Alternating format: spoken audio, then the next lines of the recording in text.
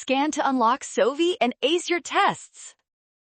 Calculus integrals can be tricky, but we will solve this substitution problem fast. Let's transform this expression using u equals x minus 1 right now.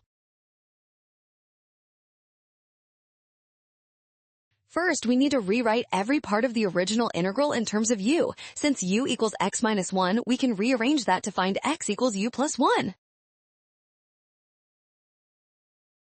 Next, we find the derivative, so du equals dx. Now substitute these into the expression to get 3 times u plus 1 multiplied by the square root of u times du. Finally, change the limits. When x is 2, u is 1. When x is 10, u is 9. This matches option A perfectly.